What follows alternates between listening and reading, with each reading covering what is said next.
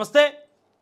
తెలంగాణ రాష్ట్రంలో అసెంబ్లీ ఎన్నికల్లో అత్యధిక మెజార్టీతో గెలిచి ఈరోజు ప్రభుత్వంలో ఉంది కాంగ్రెస్ పార్టీ. కానీ క్షేత్రస్థాయిలో ఎక్కడ చూసినా కూడా బీఆర్ఎస్ పార్టీ మార్కెట్ కమిటీ చైర్మన్లని, డైరెక్టర్లని, రకరకాలుగా స్థానిక సంస్థలలో కానివచ్చు ఎక్కడ చూసినా కూడా ఈ బీఆర్ఎస్ పార్టీకి సంబంధించి అధిక సంఖ్యలో వాళ్ళ ప్రజాప్రతినిధులు వాళ్ళ ఇంకా పదవి కాలం కొనసాగుతూ ఉంది. అయితే ఇక్కడ క్షేత్రస్థాయిలో అసెంబ్లీ నియోజకవర్గాల వారీగా ఎమ్మెల్యేలు గెలుపొందినప్పటికీ వాళ్ళు ఒక అంశం పాస్ చేసిన, ఒక పథకం రూపకల్పన చేసిన, తదితర అంశాలు ఏరి చూసుకున్నప్పటికీ క్షేత్రస్థాయిలో మళ్ళీ ఫైనల్గా చేసేవారు బీఆర్ఎస్ పార్టీకి సంబంధించి సోకాల్డ్ స్థానిక ప్రజాప్రతినిధులు.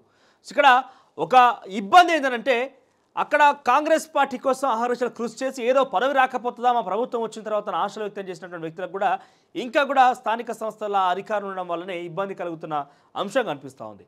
అయితే ఇప్పుడు నేను ఎందుకు చెప్తున్నా ఈ మాట అంటే ఇందిరమ్మ కమిటీలు, అసలు ఇందిరమ్మ కమిటీల యొక్క లక్ష్యం ఏంటిది, ఇందిరమ్మ కమిటీల యొక్క గైడ్ లైన్స్ ఏంటి, ఇందిరమ్మ కమిటీలో ఎవరెవరు ఉంటారు ఏందని కూడా ఒక రకంగా అంచనా వేస్తే కనుక క్షేత్రస్థాయిలో ఈ ఇబ్బంది తలెత్తున్న నేపథ్యంలో ఇక నేరుగా బీఆర్ఎస్ పార్టీ ప్రజాప్రతినిధులు, బీఆర్ఎస్ పార్టీకి సంబంధించినటువంటి స్థానిక సంస్థలు ఉన్నటువంటి వ్యక్తులందరూ కూడా ఈ పథకాల రూపకల్పన వాళ్ళే చాలా కీలకం అవుతున్నారు. ఎందుకంటే క్షేత్రస్థాయిలో ఇంప్లిమెంటేషన్లో ప్రజల వద్దకు తీసుకువెళ్ళేది వాళ్ళే కాబట్టి వాళ్ళు చాలా కీలకంగా మారుతున్న పరిస్థితి.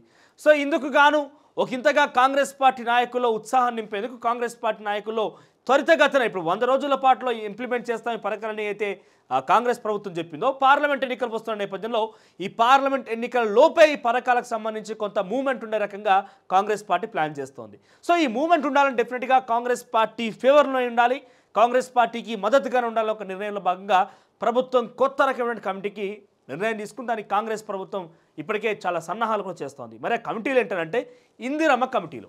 అయితే ఇందిరమ్మ కమిటీలో ఒక ఉదాహరణకి మచ్చుగా మీకు చెప్పాలంటే గతంలో రైతు సమన్వయ సమితి కమిటీలో ఉండేది. రైతు సమన్వయ కమిటీలు చెప్పి క్షేత్రస్థాయిలో గ్రామానికి ఒక 5-6 సభ్యులు, రైతు సమన్వయ సమితి గ్రామశాఖ అధ్యక్షుడు, గ్రామశాఖ సెక్రటరీ, రకరకాల హోదాలు అయితే ఉండే. వీళ్ళ బాధ్యత ఏంటిది, రైతులకు సంబంధించి రైతు బంధు పథకం వస్తుందా లేదా చూడాలి, రైతు వేదికలను వాళ్ళు ఆర్గనైజ్ చేయాలి, అంటే అక్కడ రైతు మీటింగ్లను కండక్ట్ చేయాలి, అన్నీ కూడా బాధ్యతలు ఉండే.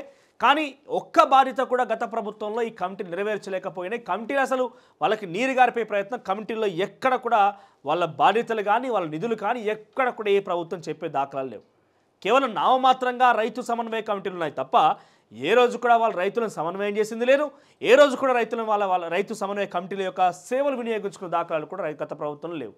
అయితే ఇప్పుడు ఏంటంటే ఇందిరమ్మ కమిటీల పేరిట ప్రజా పాలన అని చెప్పినటువంటి ఈ ప్రజాప్రభుత్వంలో పథకాలకు సంబంధించి ఆవిష్కరణ నేపథ్యంలో ప్రజల్లోకి పథకాలు వెళ్ళాలన్నా వాళ్ళ సేవలు వినియోగించుకోవాలన్నా అధికారుల యొక్క పనితీరు గమనించాలన్నా కూడా ప్రత్యేకమైన కమిటీ ఏర్పాటు కోసం రాష్ట్ర ప్రభుత్వం సన్నాహాలు రూపొందిస్తోంది. ఈ కమిటీల పేరే ఇందిరమ్మ కమిటీలు.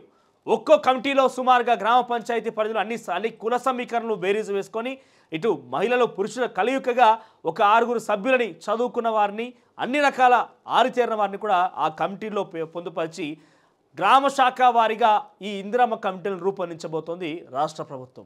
మరి వీళ్ళ బాధ్యతలు ఏంటంటే ఒకటి, ఇటు రాజకీయంగా కాంగ్రెస్ పార్టీని ముందు తీసుకెళ్లడంలో స్థానిక ప్రజాప్రతినిధుల వాళ్ళ యొక్క పవర్ని కాస్త బీఆర్ఎస్ పార్టీ నుంచి లాగేసి ఇందిరమ్మ కమిటీలకు ఇవ్వడం ఒక ఎత్తు అయితే, ఇక కాంగ్రెస్ పార్టీ ఈ పథకాలు ముందుకు తీసుకెళ్తోంది. ఇదిగో కాంగ్రెస్ పార్టీ నాయకుడు అనే తరహాలో ప్రజల్లోకి మరింత బలంగా చెప్పుకెళ్లే విధంగా కాంగ్రెస్ ప్రభుత్వం ప్లాన్ చేస్తోంది. మరి ఇందిరమ్మ కమిటీలు ఎవరుంటారంటే గతంలో ఏ తరహాలో అయితే రైతు సమన్వయ కమిటీల్లో స్థానిక గ్రామ పంచాయతీ పరిధిలో ఉన్నటువంటి ప్రజలే కమిటీ మెంబర్లుగా ఉన్నారో ఆ రకంగానే ఈ ఇందిరమ్మ కమిటీల్లో కూడా అటువంటి వ్యక్తులే ప్రతి గ్రామ పంచాయతీలో ఇందిరమ్మ కమిటీల పేరు ఏర్పాటు చేసినటువంటి ఈ కమిటీలో ఆ సామాన్య ప్రజలే ఉంటారు. వాళ్ళ బాధ్యతలు ఏంది, ఇందిరమ్మ కమిటీలో భాగంగా వాళ్లకు సరైన రీతిలో కాంగ్రెస్ ప్రభుత్వ పథకాలు చేరుతున్నాయా, కాంగ్రెస్ పథకాలు చేరకపోతే ఏ రకంగా వాళ్ళకు చేరవేయాలి, కాంగ్రెస్ పథకాల విషయంలో ఏ రకంగా ప్రచారం చేయాలి, కాంగ్రెస్ పార్టీ విస్తృతంగా ఏ రకంగా ముందుకు తీసుకువెళ్ళాలి, ఇటువంటి బాధ్యతలు. మరి వాళ్ళకి జీతభత్యాలు ఏమైనా ఉంటాయంటే నాకు తెలిసి రైతు సమన్వయ కమిటీలో ఎటువంటి జీతభత్యాలు లేవు.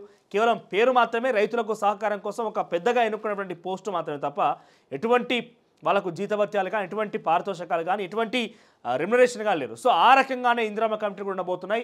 ఇందిరమ్మ కమిటీలకు కూడా ఎటువంటి పారితోషకాలు జీతభత్యాలు ఉండవు. కేవలం వాళ్ళు ప్రభుత్వం చెప్పేటువంటి మాటను అనుసంధించి వాటి యొక్క విషయాన్ని ప్రజలకు చేరవేసే ప్రయత్నం మాత్రమే ఉంటుంది. మరి ఇందిరమ్మ కమిటీని ఈ సంక్రాంతి నుంచి అమల్లోకి తీసుకొచ్చే విధంగా రాష్ట్ర ప్రభుత్వం సన్నాహాలు చేస్తుంది. ఎందుకంటే ఇప్పటికే సుమారుగా ఈరోజు 10వ తారీఖు, అంటే ఇప్పటికే సుదీర్ఘంగా ఒక నెల రోజుల ప్రక్రియ మొత్తం పూర్తయిపోయింది. ఇప్పుడు ప్రస్తుతం 2వ నెల వాళ్ళ యొక్క పాలన కొనసాగుతుంది. ఈ నేపథ్యంలో 100 రోజుల్లోపు పూర్తి స్థాయి పథకాల ఇంప్లిమెంటేషన్ కావాలి. పార్లమెంట్ ఎన్నికల్లో సత్తా చాటాలన్నప్పుడు డెఫినెట్గా క్షేత్రస్థాయిలో కాంగ్రెస్ పార్టీ బలపడాలి. మరి ప్రస్తుతం క్షేత్రస్థాయిలో కాంగ్రెస్ బలంగా ఉందనంటే ఎస్, ప్రజల్లో బలంగా ఉండింది. కానీ ప్రజాప్రతినిధుల విషయంలో బీఆర్ఎస్ పార్టీకి సంబంధించిన సర్పంచులు, బీఆర్ఎస్ పార్టీకి సంబంధించిన ఎంపీటీసీలు, జెడ్పీటీసీలు, మార్కెట్ కమిటీ చైర్మన్లు, డైరెక్టర్లు, వివిధ హోదాల్లో బీఆర్ఎస్ పార్టీయే ఇక్కడ ఇంకా కూడా పెత్తనం చెలాయిస్తూ, అంటే ఒక రకంగా వాళ్ళ యొక్క కనసనలోనే ఈ పథకాలు ముందుకు వెళ్తున్నాయి. సో ఇటువంటి నేపథ్యంలో డెఫినెట్గా ఇబ్బంది తలెత్తే అవకాశం ఉంది. కాబట్టి ఈ యొక్క రాజకీయ నిరుద్యోగం తగ్గించాలి. దీంతోడు కాంగ్రెస్ పార్టీ బలోపేతం కావాలంటే కొత్త రకం ప్రణాళికలో భాగంగా ఇందిరమ్మ కమిటీలంటూ కూడా ప్రచారం చేస్తున్నారు. మరి ఇందిరమ్మ కమిటీలకు సంబంధించి సంక్రాంతి నుంచి అమల్లోకి వచ్చే విధంగా రాష్ట్ర ప్రభుత్వం సన్నాహాలు చేస్తోంది.